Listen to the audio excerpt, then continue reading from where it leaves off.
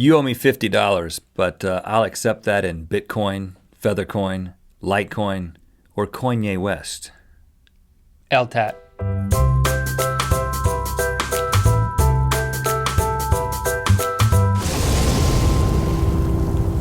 Good mythical morning. What is this worth to you, Link? I'd say $20, Rhett. And why is that worth to you, $20? Because it says 20 on it. And why does that matter to you? Why is it valuable to you? Because the person I give it to get the thing I want also agrees that it's what I'm getting from them is worth $20. That's currency. That's currency. Class dismissed. No, okay. All right. So I'm a current dude. You may know that we went off the gold standard at some point in the United States of America, meaning that a dollar does not represent some actual gold somewhere. Fort Knox. Now it is just the government says this is worth $20. Okay, and enough people agree and it becomes worth something and other governments agree, you get it. Now, Cryptocurrency. You probably heard lots about Bitcoin. Everybody's talking about Bitcoin this, Bitcoin that. You gotta invest in Bitcoin if you wanna get rich, like Harvard. You hear about Harvey? He bought a Bitcoin and now he's a millionaire. That's what I heard back home when I was in North Carolina over Christmas. Really? Yeah, Bitcoin's this, Bitcoin's that. And so I'm like, well, what is this stuff? I hear it in the news. It's called cryptocurrency. Now, the key difference between $20, yep, we forgot that. And cryptocurrency is the fact that this is backed by a central government. In other words, there's a bank. You can have it, sure, it's fake. It's worth nothing to me because it's not backed up by gold. No, I want that back. There's a central bank, a government-backed bank that has created that money, right? That issues that money. Yes. And so the stable thing, like the United States government, says that this is worth a certain thing. But cryptocurrency, it's just like me and you on the side, and we're like, hey, you want to start some money? Yeah, man, I've been thinking I want to start money. We can call it Rhett Link dollars or Rhett Link coin. I don't have a printer, so that's we don't even need that. It can just all be totally digital, man. Bingo.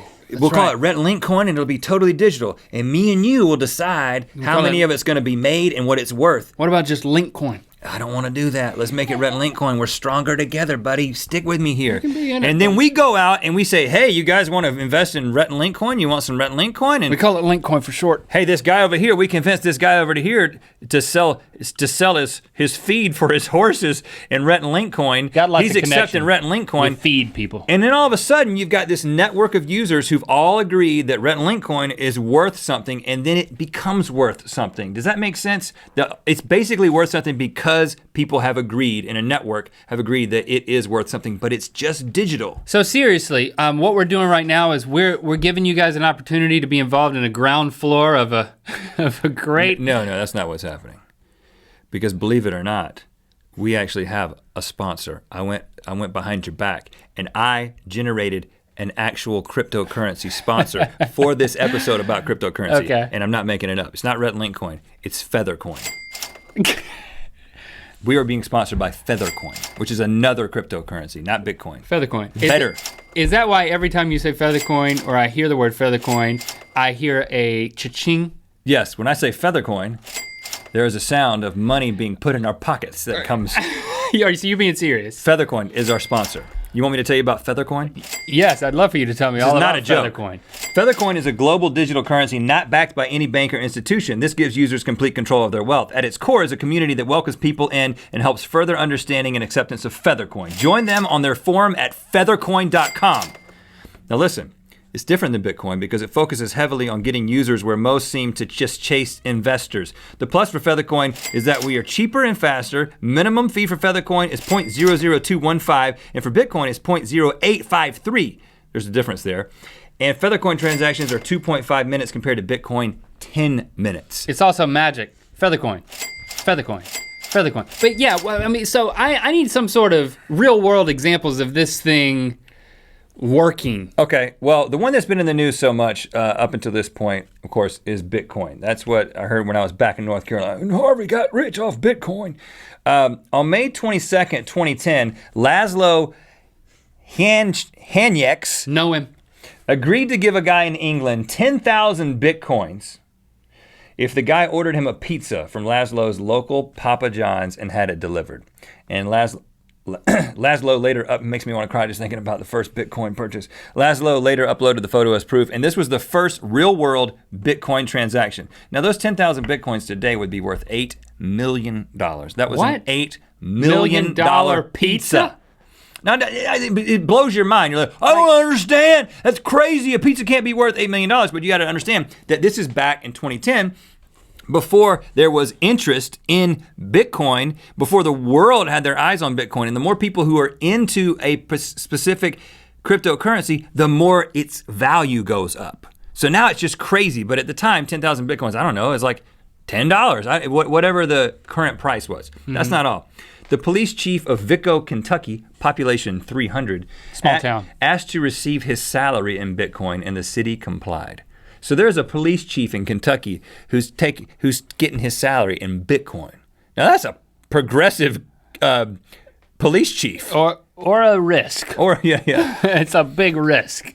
James Howells of Newport, Wales, an early adopter to Bitcoin, had 7,500 Bitcoins on a hard drive.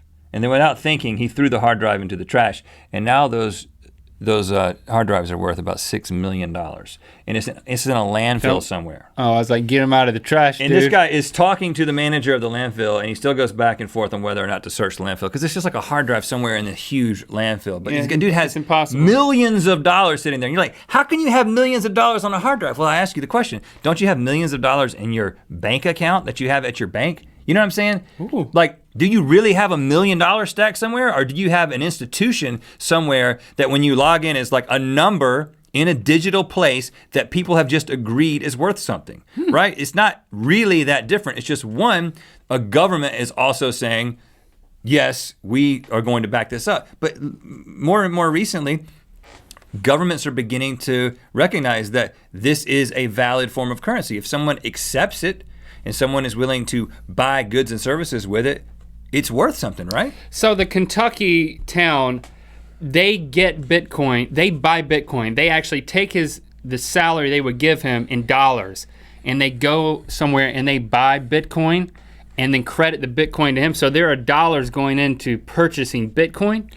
I don't exactly know. I'm not in contact with the Kentucky Police Department, but I mean, there's two ways to do it. But conceivably, they got it. You and I can go to different networks, and like there's one called Coinbase where you can basically exchange dollars for Bitcoin if you want to. Mm-hmm. It's over $800 right now. But you can go and I think you can buy fractions of a Bitcoin. You don't even have to buy one whole Bitcoin. But you can also mine Bitcoin. And this is very confusing, and you should probably read some articles from people who are a lot smarter than I am to explain this. But basically, I'm not going to do it. It's a digital way to represent the process of producing a currency. And they set it up so that you get a computer that runs these crazy calculations, and then you qualify to potentially be one of the people who gets a Bitcoin or a certain number of Bitcoins that are spit out every so often on a fixed schedule, so that a certain amount of this currency will be produced. 21 million Bitcoins will be produced over the life of the currency, never anymore. Unlike the dollar, which you've got in your pocket now, which can be just printed over and over and over again, and we have inflation. So it's a digital simulation of like mining for gold, and you get coins. Right, or you can just go straight and take your dollars and buy it.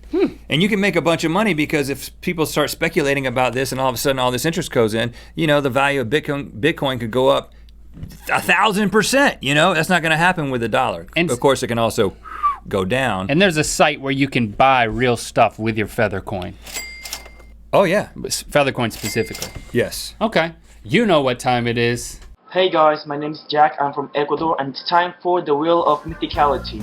We're gonna be discussing even more about cryptocurrency and Good Mythical More, including... We might get in a fight. Kanye West. That's the latest cryptocurrency, Kanye West. Click through to Good Mythical More, and then check out our Twitter account, twitter.com/RhettandLink. You'd be amazed at the stuff that we put over there buddy. Exclusively. I dare you to not be amazed. Abort ending. Abrupt ending. Now, if I could will sound effects in my everyday conversation, I would certainly invest in that. Matter of fact, I'd pay you $20 right now if you can make that happen.